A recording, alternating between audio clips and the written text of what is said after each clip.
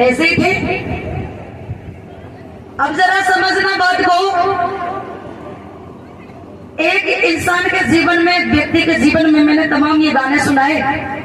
इन गानों में मैंने बताया कि बाबा साहब अम्बेडकर ने ये कहा, शिक्षा पोषेगी का दूध है जो पिएगा वो दहाड़ेगा, है ना। तो एक इंसान के जीवन में शिक्षा का होना कितना जरूरी है।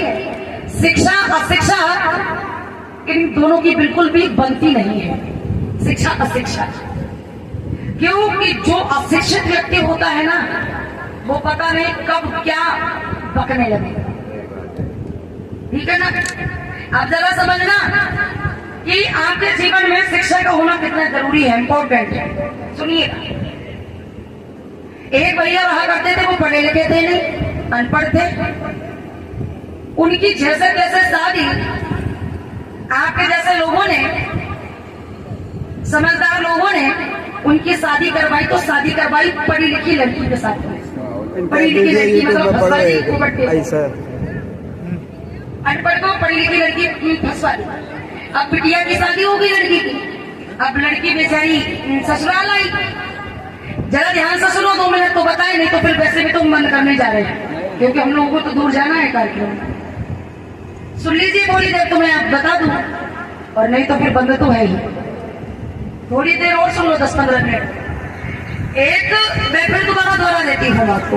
एक भैया थे गांव में, वो बिना पढ़े लिखे थे, उनकी शादी जो हुई तो ऐसे ही भैया जैसे लोगों ने, प्रधान जी जैसे लोगों ने शादी जो है वो पढ़ी लिखी लड़की साथ में करवा दी। अब बेचारी पढ़ी लिखी लड़की जब घर में आई, तो वो जब भी कोई अच्छी बात कहती है तो उस कुबड्डे को बुरी लगती है।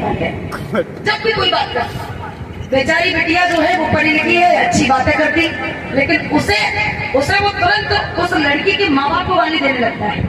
और अनपढ़ व्यक्ति गाली गलौज जल्दी करता है। गाली गलौज, क्या गाली गलौज से काम बन जाता? अगर गाली गलौज से काम बन जाता तो इतने ये जो कैटराइज कार्यक्रम होते हैं, ये हमारे लोगों के कार्यक्रम होते हैं, तो फिर माइक लेके गरियाने लगे तो लोग सुधरने लगे। गाली गलौज से क्या कुछ सुधरता है?